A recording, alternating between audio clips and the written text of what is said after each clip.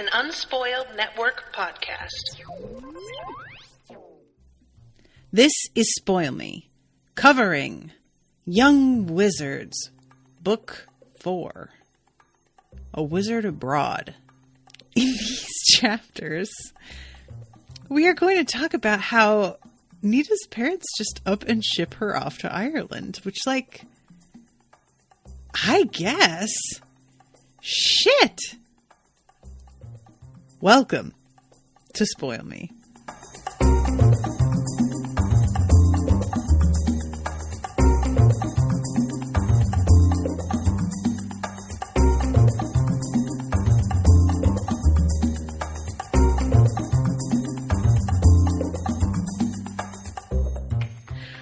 Welcome to the show, everybody. I am Natasha. First of all, I want to thank Yama for commissioning this episode. It's really funny how close together the episodes are this time around versus last. So first of all, I want to explain why I said first chapter and a half. So I had mentioned last time how these chapters in these books, and I don't know if this ever does change, but the chapters in these books are not numbered, and the pages on the Kindle, some Kindles, they go by regular page numbers, and it's much easier for me. But not all books do that, and this one is set up so that it's like showing as like 3,000 pages, and it's hard for me to know when I should stop reading, because even when I do the math, like I'll try and do, okay, well, it says on Amazon, divide the number of pages by the number of pages it says the book is on Amazon. That will often include pages from like the foreword or a sample of the book at the end of the next book. And so in summary, I have learned that math doesn't exactly work out, actually. And somebody sent me, and I'm going to credit them here, Anna. Oh, it's Huggabug, who is in the chat, I think, right? Is this the same person? Sent me a breakdown of every 50 pages in the next 2 books, I think. I really, really appreciate it. This was very helpful. And apparently this book does not break down into like easy 50-page sections according to chapters necessarily. Some of them do. So, for the 3rd episode, I will be covering all of 2 chapters. I'll be doing the same for episode 4. But for this first one and the second one, there are going to be a couple chapters that are broken into pieces. So this section, Anna told me to read all of the first chapter, Shannon, and then start Kilquade, up until another wizard. Are you deaf? No, Nita said. Sorry, I'm new here. Who are you? And that was where I was meant to stop. And I did. I would like everybody to please remember what is happening in that moment. And imagine getting to that line and realizing that's the line where you have to stop. And I would like all of the credit in the world, please, because what a horrible place to make me stop, Anna, and I will never forgive you. Oh my God. First of all, she's talking to a little kitten, which is the cutest thing in the entire world. And then it's all like, oh yeah, and by the way, there's another wizard here. Press pause. How dare you? All of you. So yes, I would please like some kind of reward for this, because I just feel like I deserve it. So, all right, we're going to start off with the admonition to the reader, which I want to mention also was left out of the audiobook. And I feel like it's not something crucial, but when I saw that there was something here that I had not read or heard when I was doing the audiobook, I was interested. So, this is I thought it was fun. So it says geography in Ireland is an equivocal thing, and is perhaps meant to be so. The more solid the borderline, the more dangerous the land's own response to it. The more vague the boundary, the kindlier. This is best seen in the behavior of the borders between what we consider our own reality and the other less familiar realities that shoulder up against it. Such boundaries are never very solid in Ireland, and never more dangerous than when one tries to define them, to cross over. Twilight is always safer there than full day or full dark. This being the case, I have taken considerable liberties with locations and established boundaries, including those between counties and towns. County Wicklow is real enough, but there are a lot of things in the Wicklow in this book that are not presently located in the real county, and my version of Bray is not meant to represent the real one at the moment. The description of the townlands around Ballyvollen Farm and the neighborhood of Kilcade, I really just need to listen harder on that audiobook, is more or less real, though the two are actually some miles apart, and Sugarloaf Mountain looks like the parts of its description, occasionally. Most specifically, though, Castle Matrix exists possibly more concretely than anything else in the book, but it has been moved from its present actual location. Or perhaps one can more rightly say that Matrix has stayed where it always is, but Ireland has shifted around it. Stranger things have happened. In any case, let the inquisitive reader beware and leave the maps at home. So that is very interesting. I enjoy that, and it's a shame that was not included in the audiobook. And then we get a couple of short poems, also not included. I am the point of a weapon that poureth forth combat. I am the god who fashioneth fire for a head. Who is the troop? Who is the god who fashioneth edges? Labor Gabala Eren. I really apologize ahead of time, guys, for the pronunciation. It's not good for me. I'm bad at it. And then 3 signs of the return: the stranger in the door, the friendless wizard, the unmitigated sun. 3 signs of the monomachy: a smith without a forge, a saint without a cell, a day without a night. Search me. I don't know. But I thought I should include that those things are here because that is not actually, that is not included in the audiobook for whatever reason. I don't know. So let's move on to the actual text of the book. The first chapter, and I should mention that these are all written so that there is the correct spelling in Gaelic. Is it Gaelic? At the top, and then the way that it would be spelled in our alphabet underneath. So that's sort of like, it's I was going to say it's helpful. It's not really helpful because I cannot detect the rhyme or reason to it yet, but it is interesting at the very least to see how something would be spelled versus the way that we say it, because my God, but they do not seem to bear any resemblance to each other. And I, again, as I said, cannot seem to detect the rhyme and reason to it. So Nita has been working on mitigating this dispute between trees, and it's apparently been a few days of doing this. And the trees are trying to strangle one another with their roots in an attempt to take the territory they're arguing over for themselves. Which, you think of trees as being largely peaceable creatures, but I think that we do forget. I mean, there are vines that will grow up a tree and then just strangle that tree to death. And really, a lot of the time, the vines that do that are trying to take sustenance from the tree. And you'd think that they would learn better than to just kill the thing that they're kind of living off of. But, it's always alarming to me. There are actually, in Texas where I live now, there is a lot of mistletoe. I didn't know what it was. I kept thinking there were these big shaggy bird's nests all over the place.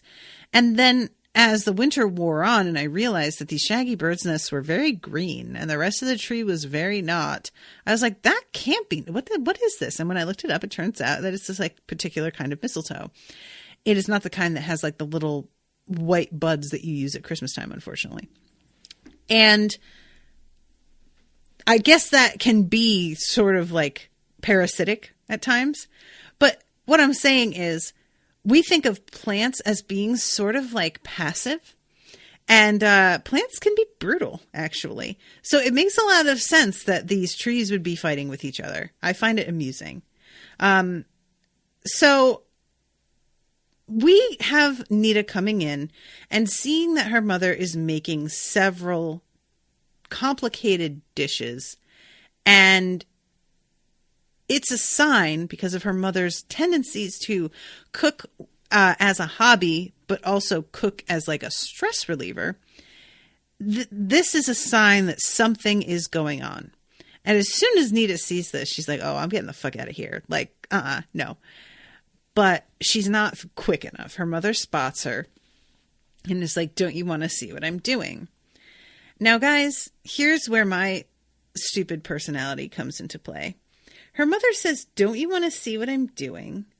And then it just turns into like this talk about a whole other subject. And then Nita just leaves. And we never find out what her mom is making. I want to know. 3 souffle dishes. What are you doing in here? What recipe makes 3 souffle dishes worth of anything? You make 4. You make 2. It's even numbers. Recipe. Everybody knows that. What are you doing out here, lady? You weirdo. What are you making? Also, I kind of want a souffle. So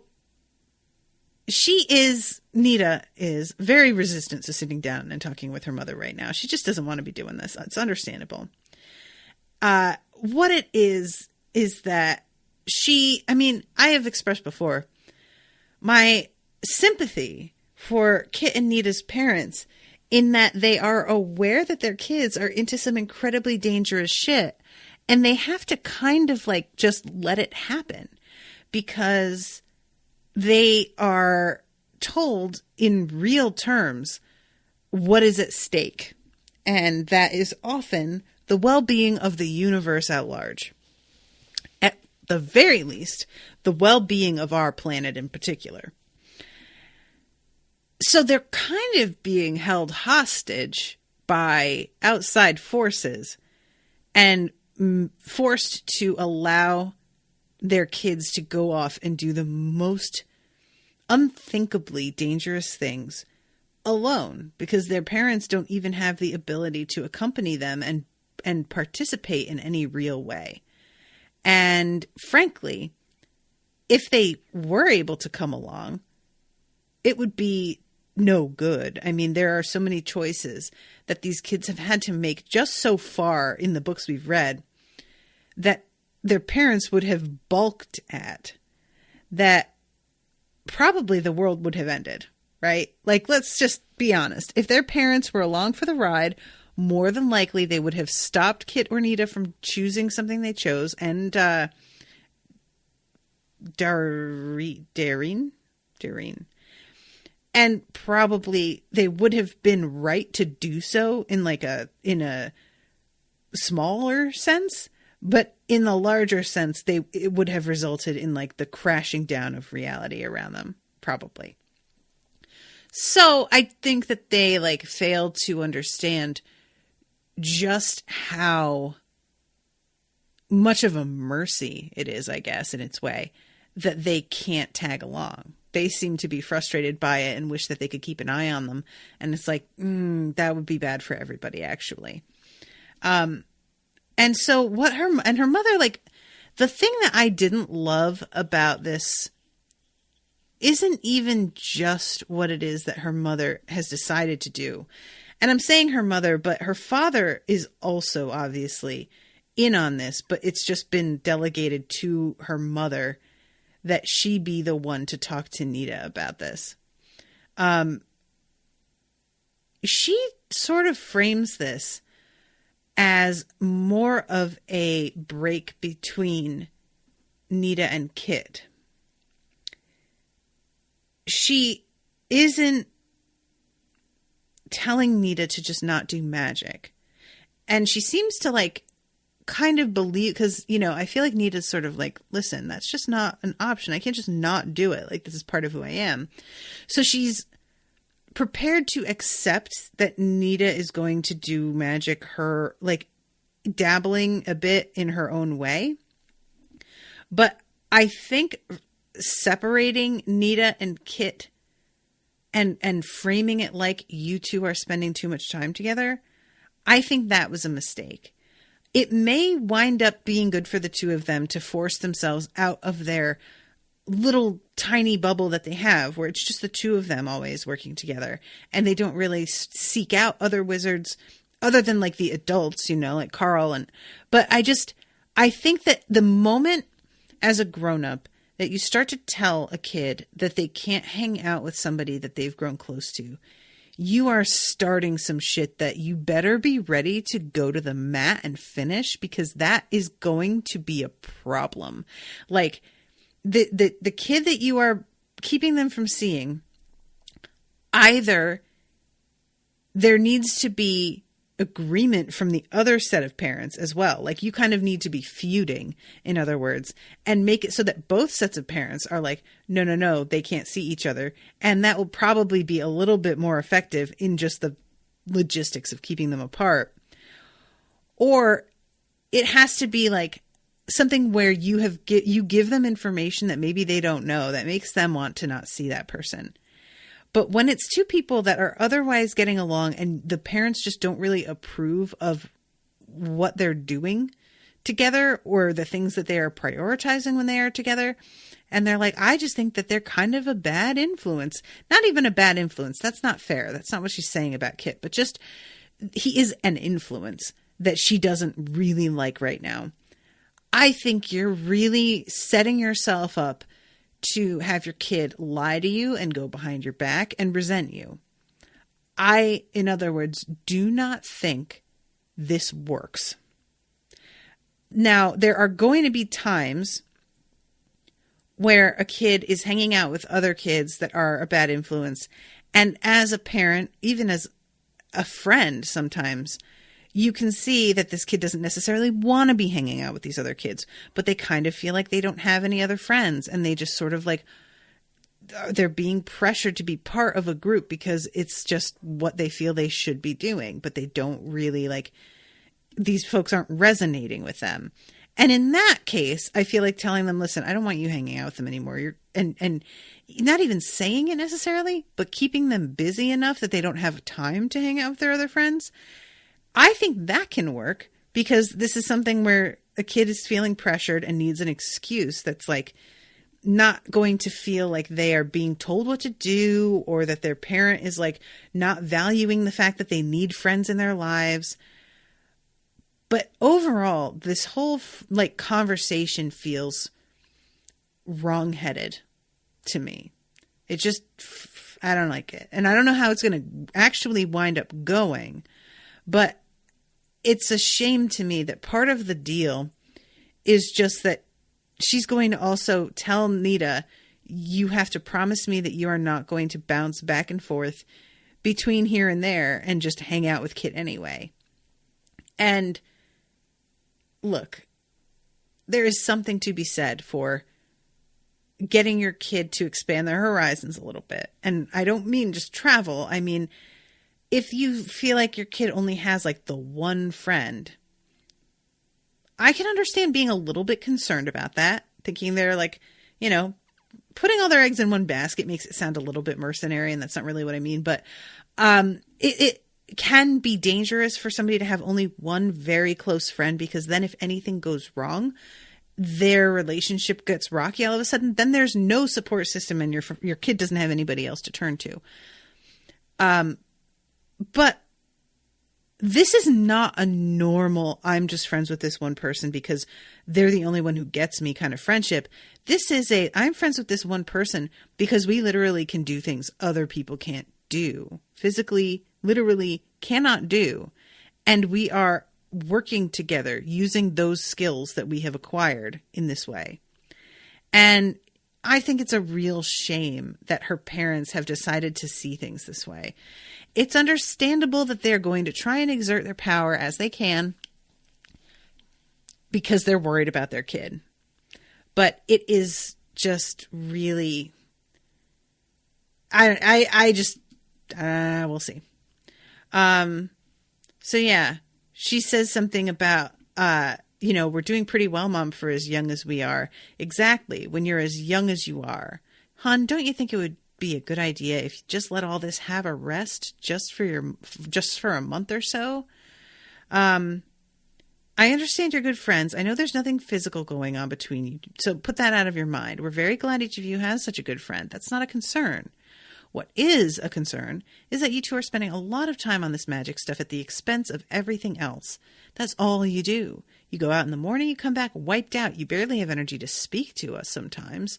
What about your childhood? And Nita, for her part, is like, childhood? Are you kidding me? Childhood fucking blows.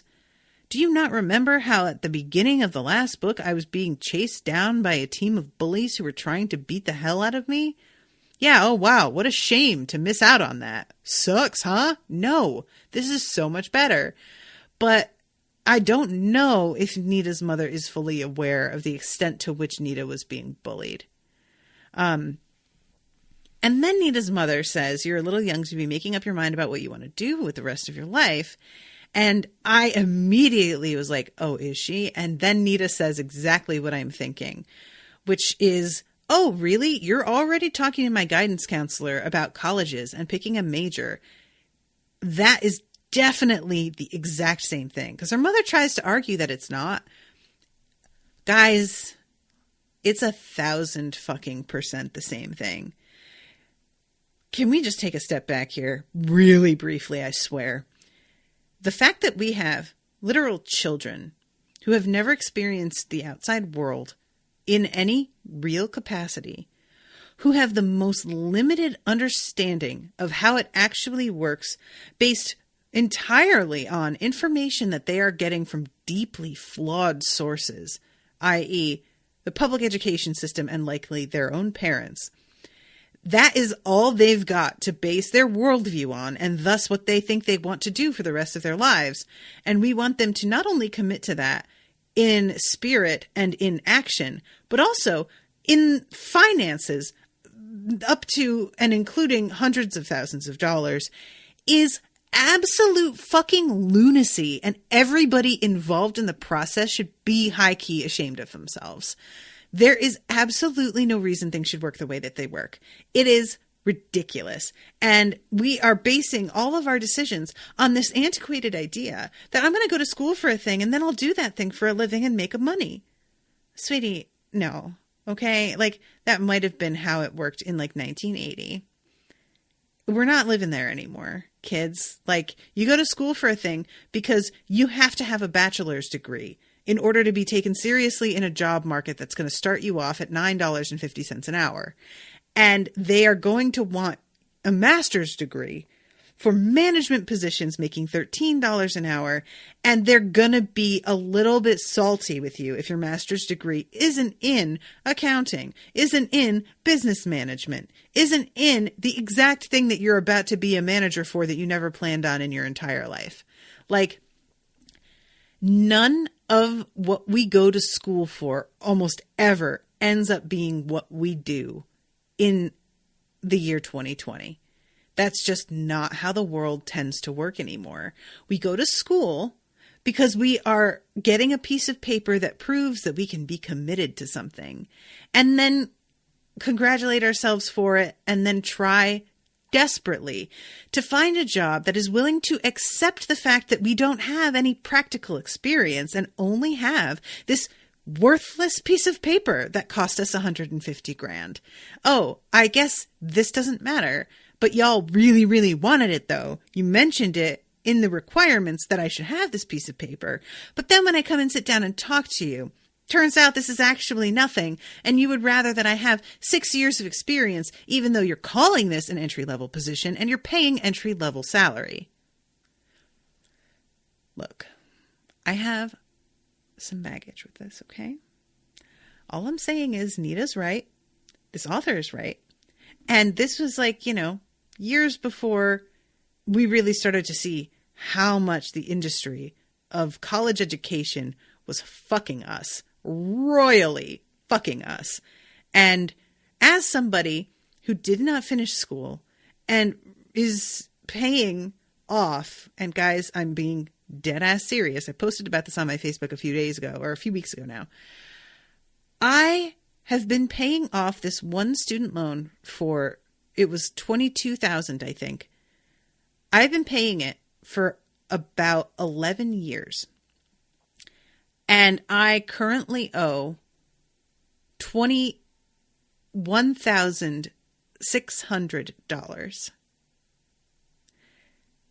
Because that is how it works.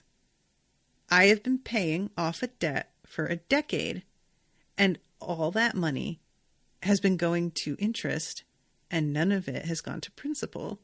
It is the biggest scam in the universe. So anyway, I am just disgusted, and I am proud of Nita. Good for her. She knows the truth. So this is when her mother drops the Ireland bomb. Oh, I did not mean that the way it sounded, but you get what I'm saying. And she's going to be fucking over there a month and a half. I mean, this is a long time for a kid Nita's age. This is serious. I mean, a couple weeks is a lot. A month and a half, especially in the middle of summer. Especially considering that when Nita gets off the plane, it's fucking cold. So she's like missing all of her favorite weather and everything. I mean, bummer. And I love the line where her mother says, "We want you to see something different, something in the real world." And I love Nita thinking, oh dear, they think this is the real world. Girl, listen. Is that like, I love it. I love it. What a moment. So she tries to sort of be like, well, are you sure you can afford to send me? I could just like jump over there, blah, blah, blah. And then we'll send you with pocket money. You'll have plenty of kids to play with. And I love when she says that, and Nita's like, play with? Like, you just don't get it, do you? It should be interesting going to a foreign country for the first time. And Nita, it's really interesting to me that Nita's response for this is like, I've been to foreign galaxies. Like, her immediate reaction is just, bitch, what are they going to show me? Shut up. I've been to fucking other planets. I have seen aliens born out of the silicon of a planet that my sister brought to life. Are you kidding? Yeah, Ireland should be real interesting. But then when she's there and she's like being driven around the city and looking around at how different things are, it's actually pretty compelling to Nita. She underestimated just how much interest she was going to have, because the other stuff that she has seen has been such an enormous departure from her own reality that it bears very little resemblance and thus is almost easier to like comprehend. But Ireland is so similar to her reality now that every bit of divergence from it feels stranger than it would otherwise. And that is a real thing. When something is like almost right, but a little off, that can feel much more disorienting than being somewhere where it's an entirely new system. Because think about it. You go somewhere and you walk in the door and you know you are walking into a place you have never been, for which there are rules that you don't know, for which there is a layout and culture maybe that you don't understand, an entire language you are not familiar with. And you have mentally prepped yourself to be kind of like a blank slate, to be like, okay, I'm going to come in here, people tell me what I should do, and I will do the thing they tell me to do, and I will learn how this works. But if you go somewhere that seems mostly the same, you're going to keep fooling yourself into thinking that you get it. You're going to constantly be like, oh, okay, so this is just like XYZ. And then you'll start to do XYZ, except it's XYX. And at the very last second, you'd be like, wait, what? Hold on. So you don't have your brain prepped to take a different tack. It starts off that way, and then you see that it's pretty much the same as what you thought, and you let go of it and relax. And then are reminded at the last moment, no, this is not the thing that you thought it was. So yeah, that can be a really strange, it's a strange moment. But anyway, yeah, so this conversation, it is really, I really felt for Nita, because once she realizes that her mother has already gotten in touch with her aunt and told her that she's coming, she realizes this is a fucking lost cause. And her mother makes her promise that she won't come back and see Kit. And this is a big deal because Nita can't make promises and then not keep them. As a wizard, words mean something very real.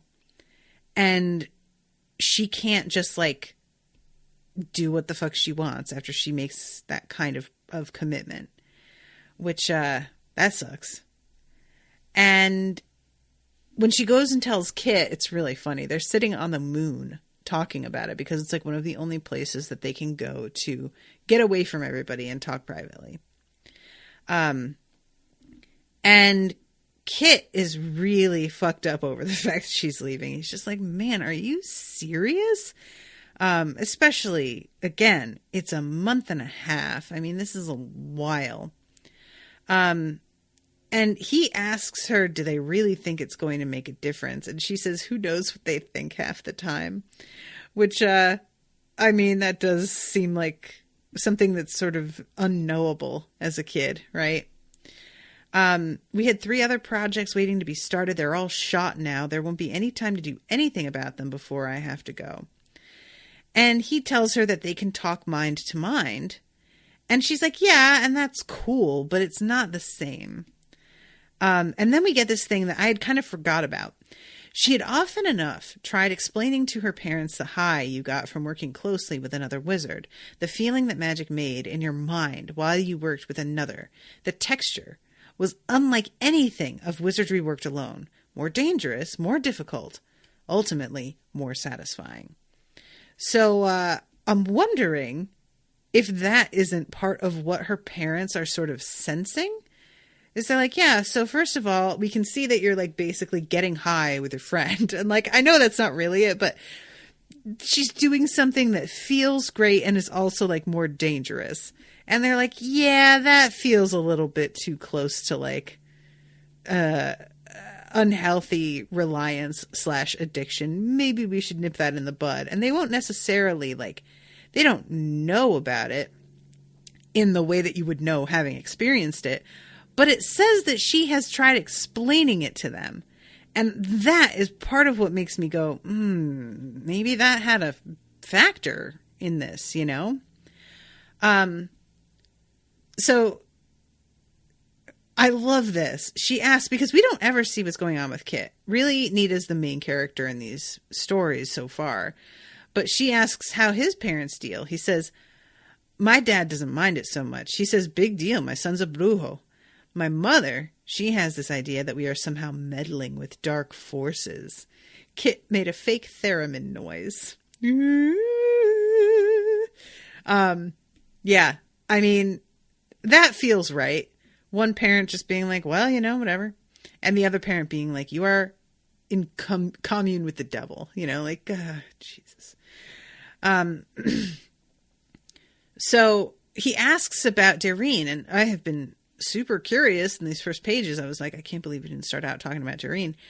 But Nita's sort of like, you know, Doreen likes me, but she's really not bummed about the fact that she's going to have the house and our parents all to herself.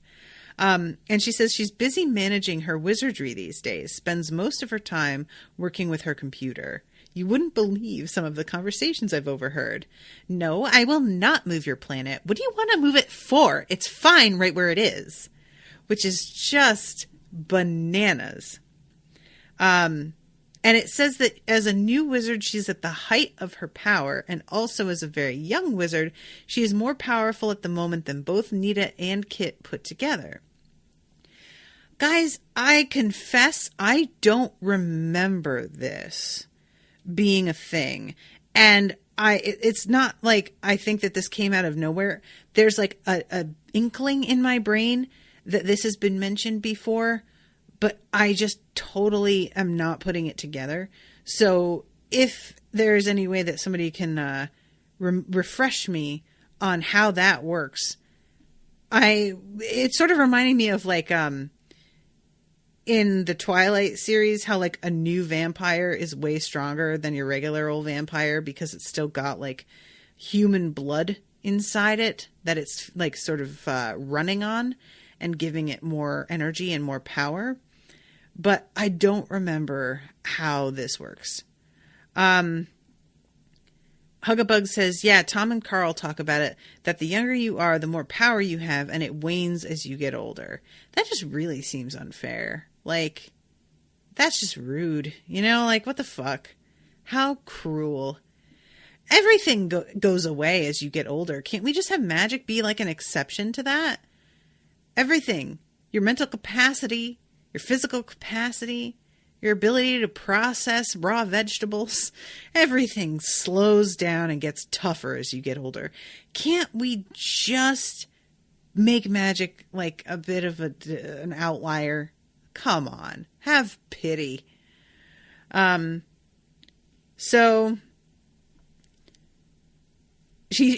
Nita says we don't fight like we used to. I'm not sure it's normal. Which is funny. You mean like we're normal. We're beginning to sound like our folks. Devin says power is replaced by experience and precision. Hugabug says, I think it has to do with belief and imagination and the ability to improvise. The whole importance of entropy. I mean, yeah, I often talk about how my imagination has really shrunk. And I know it has. I'm very aware of it. That's the painful part. It's a little bit more frustrating to talk to people who don't seem to be aware that that has happened to them. But there is something like particularly cruel about remembering my mind when I was 10 years old and how fluid ideas were and how willing to accept wild theories I was. And now I want everything to be rooted in something. And it's a shame. It's limiting, you know? So she tells Kit that she's going to miss him. And he's like, yeah, I'll meet some guy. And she's like, I don't care about that.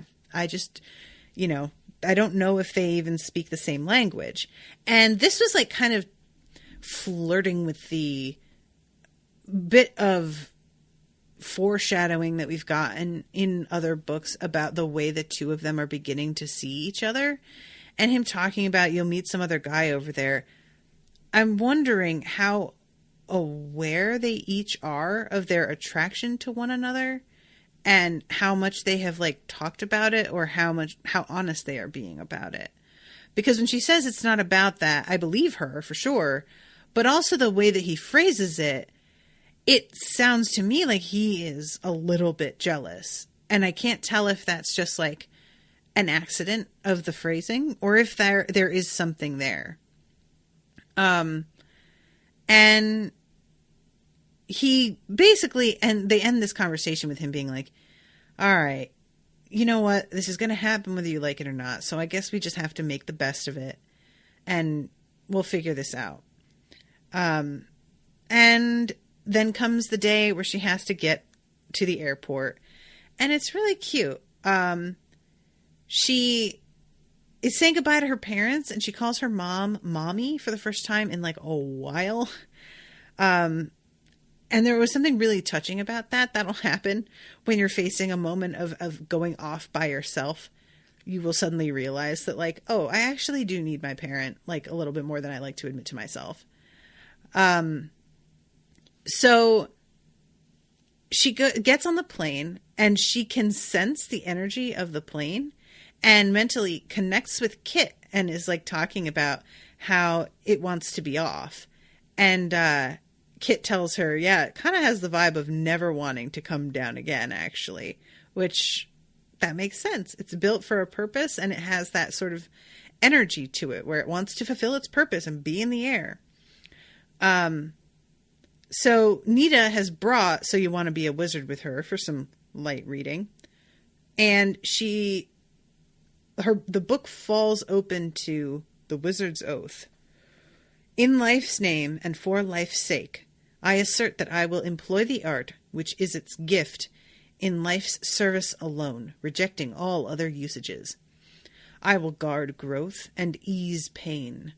I will fight to preserve what grows and lives well in its own way. I will not change any creature unless its growth and life or that of the system of which it is part are threatened or threaten one another. To these ends, in the practice of my art, I will ever put aside fear for courage and death for life when it is right to do so, looking always toward the heart of time, where all our sundered times are one, and all our myriad worlds lie whole in the one from whom they proceeded. Which is beautiful, frankly, and I love it. So she is talking to Kit mind to mind for a little bit up until the point that they are forced to sort of part.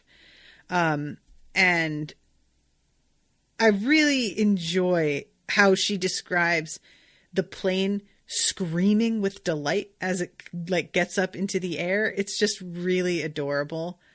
I don't know. I just love the idea of it just being like, whee, you know? So Nita actually manages to sleep a little bit on the flight, even though she doesn't think she's going to be able to. I can't sleep on flight. Like, I can a little, but it's pretty tough. Although the past few times I've been on Southwest, there have been 2 empty seats next to me and I've gotten to stretch out, and it is the most luxurious thing in the entire world. She lands in Shannon, and the description of the place as being like greener than makes sense outside of like April, and all of these little dots of white clouds of sheep is just so beautiful. Don't you just want to go, guys? I do. And there's a feeling that she gets here that feels very foreboding. The sun caught Nita full in the eyes. She shivered, a feeling that had nothing to do with the warmth of the sudden light. That was warm enough, but the feeling was cold. Something was about to happen. Something about the lances of light, the fire. Nita shook her head. The feeling was gone. I'm jet-lagged, she thought. I'm susceptible to weird ideas. But when wizards have weird ideas, they do well to pay attention to them. She forced herself to relive the feeling, to think again of the cold and the fire, the sun like a spear. Nothing came of it. She shrugged and watched as the plane finished its turn and dropped toward the runway. So later on, when she's talking to her aunt, and after getting picked up, her aunt mentions how it's been really dry. And I'm wondering if there's going to be a fire. Because that's just sort of on my mind due to California and Australia. Maybe that's it. I don't know. But I guess we'll see. So there's this really sweet moment of her interacting with a dude, a flight attendant, who asks her where she wants the stamp on her passport to be. And it's sort of one of those moments of like her not really in the moment particularly paying attention to him. And then when he makes it clear that he's like thinking about a little detail like this, all of a sudden she's like, oh, this guy's real considerate and nice. And she suddenly like really likes him. And as a kid, that sort of thing mattered to me. So I would have appreciated it so much that he asked before he just stamped it, you know? So she wanders around a little while, goes to a bookshop, and is looking at the money that she has as well, and the fact that there are all of these different writers on the money. And she misses her parents already as she's thinking about the fact that her dad pointed it out. And she's kind of like, man, we've been apart like 7 hours. How is this already happening? So the next flight, there are mountains and things as they begin to land, and she's able, like, it's just a different sort of landscape. And she gets picked up by her aunt, and Nita is surprised at how welcome a sight somebody that she is familiar with is in this crowd. And it is sort of weird. This can be sort of a thing that happens. Like, I don't consider myself somebody who really needs to be with people I know within a crowd. I don't mind being by myself a lot of the time. Honestly, sometimes I function better. But there can be this feeling that comes over you when you're like out on the street and you run into somebody that you know. And it's just like this warmth of like, oh my God, hey. And her aunt is really like matter of fact about things, very down to earth. And it feels like it'll be a good match. This is a woman who is like practical and willing to just like let Nita come home and go to bed. The like setup for Nita staying with her is a caravan, a trailer set up in the back. So Nita like comes in the house for the kitchen and to eat and stuff, but she has her own whole little separate setup that makes it feel really private, which is pretty dope. Like, that's all you would ever want as a kid her age, right? You know, I just really like it. So as they're driving to the house, this is when Nita starts to notice how everything is like mostly similar, except Nita found she kept saying except about every 30 seconds. Things looked the same, and then she would see something completely weird that she didn't understand at all.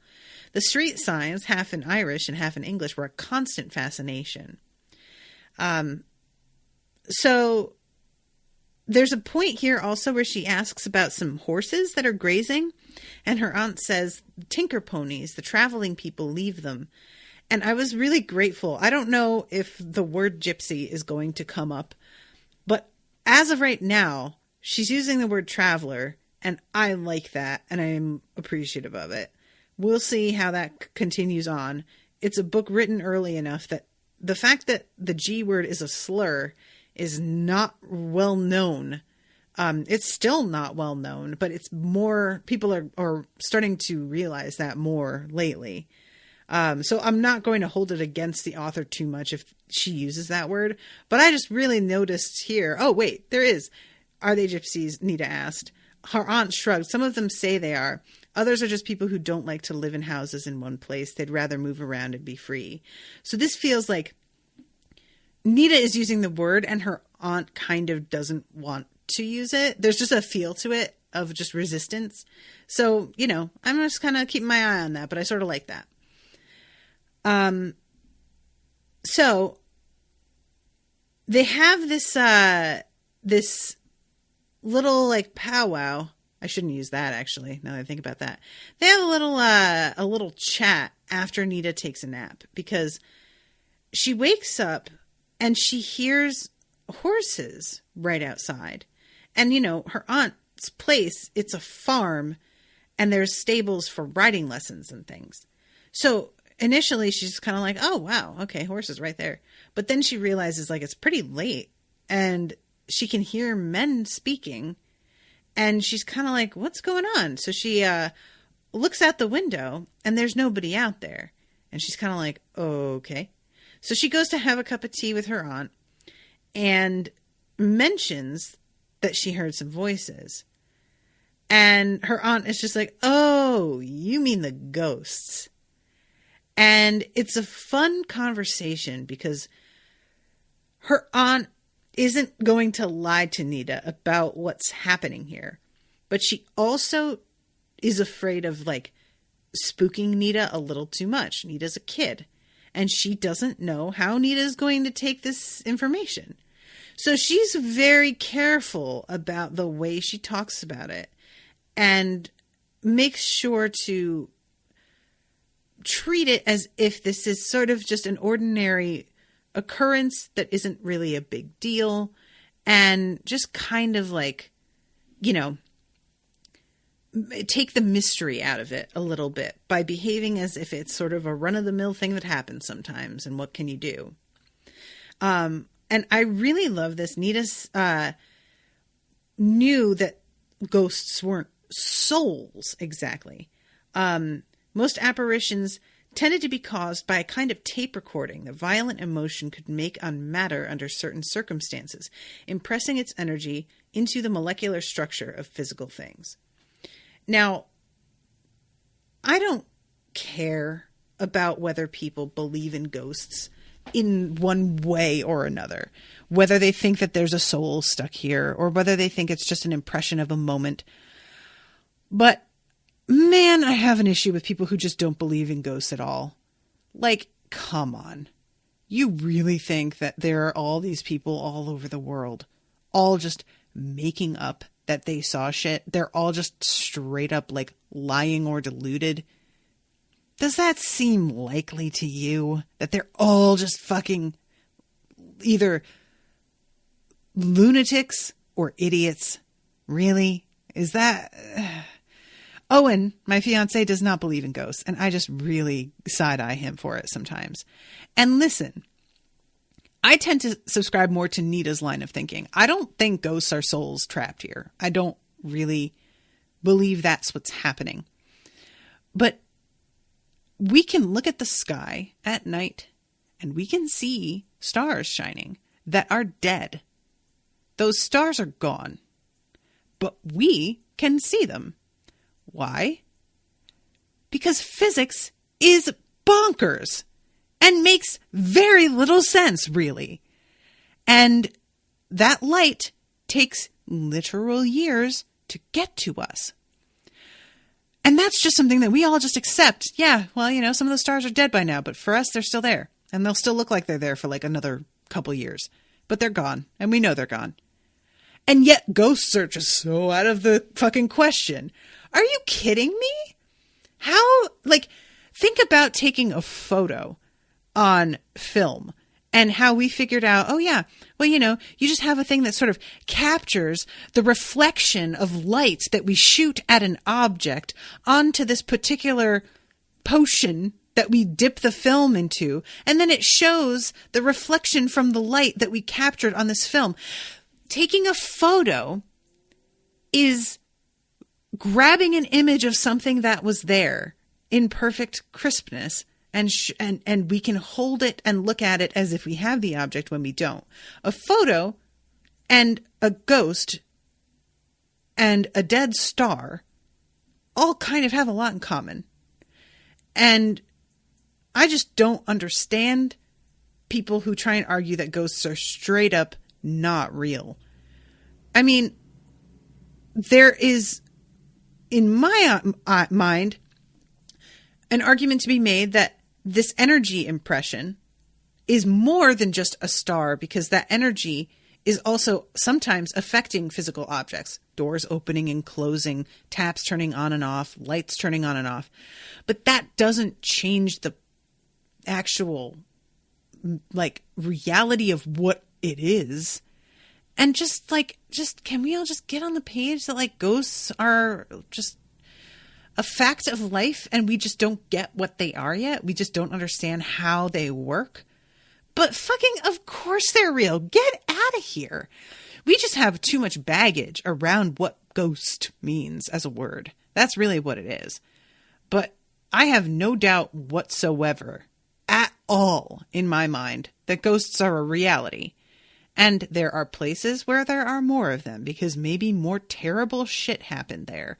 Or simply more emotional shit. It doesn't even necessarily have to be terrible. It could just be like a really intense moment of joy even. But nevertheless, you know? So anyway, Nita's kind of got this vibe as well. And she's trying to, like, judge at the same time as her aunt is trying to judge her what she should say and how she should behave. And she makes it pretty clear that ghosts don't bother her and she's not really very worried about it. And Aunt Annie says something about the war between the English and the Irish and Charles I and Oliver Cromwell and the way that they, like, went through and just murdered people and stole their land. And this was a particular hotbed of that activity. And so she believes that that is who these ghosts are people who were, like, part of that, you know, community. Either the victims or the, she says that she thinks it's the soldiers. Maybe, you know, who knows? But then they move on to her making dinner and they kind of drop it until Nita asks if there are any other ghosts. But her aunt's like, no, that's pretty much it. So yeah, I liked this. I liked the way that both of them are sort of sussing each other out.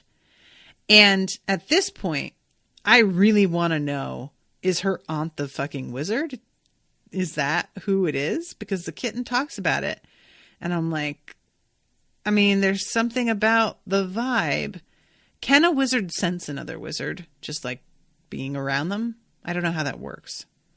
I don't feel like that's how it works because, well, I don't know. So there's a couple moments like Nita like tells the cats to go away and she'll bring them a tree, and she does later, and then they want more like at another point, and she's like, I'm not doing this for you every time. The cats are real snotty with her. And her aunt asks her how she feels about being shipped off and if it was hard on her. And Nita's pretty honest. She's like, yeah, it kind of was actually, but I just kind of have to do what I got to do. She's trying to have a good attitude about it. And she goes, her aunt has mentioned something about there being a hunt the next day because a bunch of their chickens are dying. So Nita goes out into the woods and does a spell to speak to one of the foxes, who will be obligated to pass this message on to the other foxes. And apparently the way that you say this, which looks like Mathrara, is Aurora, which hearing it in the audiobook and then seeing it written here I'm just like, really? But she gives the fox this message, and I kind of enjoy, I should say, it would be really easy to try and make our wizard kids feel like special and have the animals be like, wow, you can talk to us? Amazing.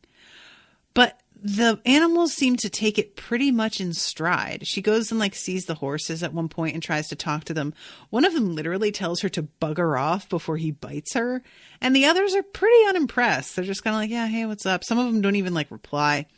I kind of find it great that these animals just aren't really that pressed about talking to a human being.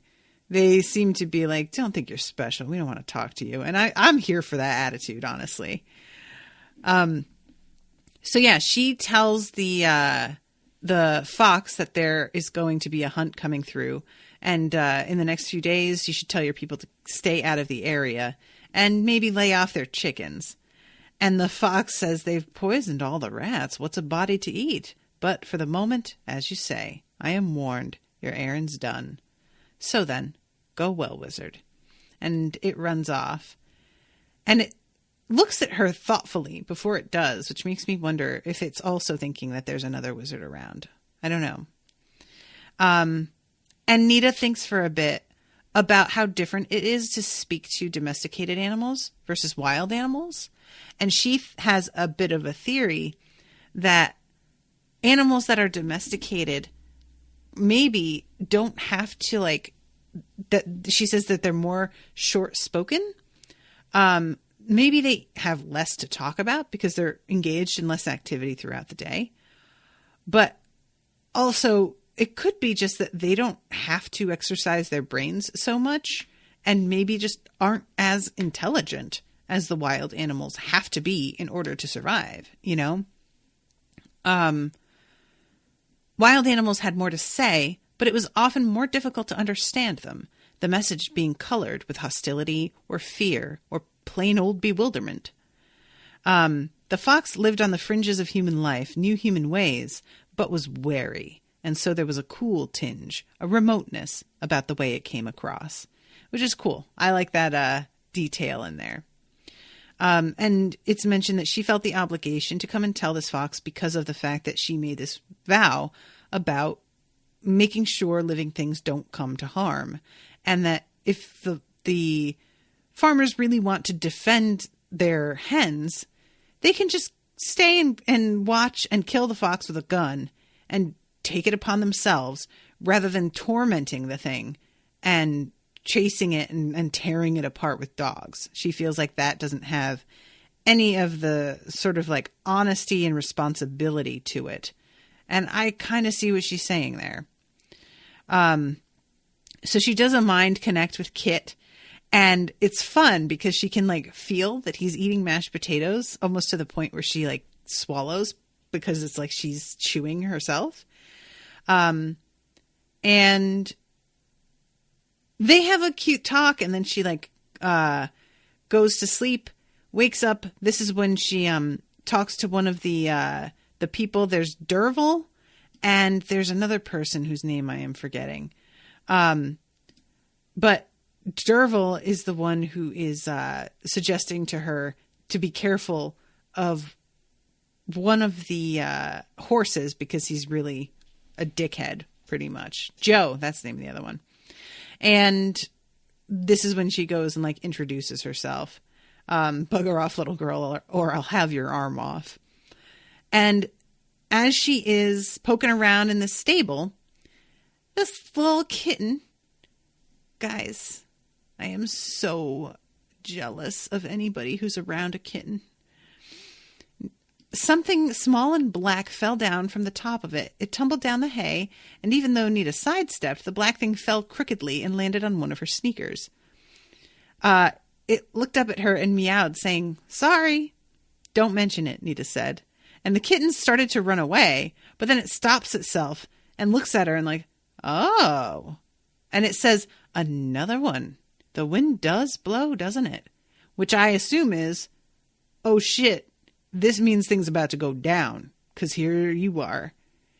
And Nita says, "Another what? Another wizard? Are you deaf?" No, Nita said. "Sorry, I'm new here. Who are you?" And that's where I had to stop. So y'all can just go to hell. Let's see. Hugabug. Sorry, I missed your comment. "You can come up with more out-of-the-box solutions and be more willing to take risks associated, especially because they don't fully consider or are influenced by their perceived consequences and limitations." Yeah, that makes sense. Yep. With wisdom comes anxiety. All right, guys. Well, thank you all so much for listening and commissioning these, and to Yama again for commissioning this one specifically. I'm very excited to read on, and I am looking forward. Let me check real quick and just double check when the next episode of this is going to be. Young Wizards. Here we go. So today is what? Guys, I am so out of it. The 24th. The next episode isn't for a month. February 21st. But after that, there's quite a few in a row. We've got the 21st, 22nd, then March 10th, 20th, and 27th. So based on how short the previous book was, that might be enough to cover this whole book already, which is pretty cool. So I'm excited about that. All right, guys, so stay tuned. Until next time, toodaloo, motherfuckers.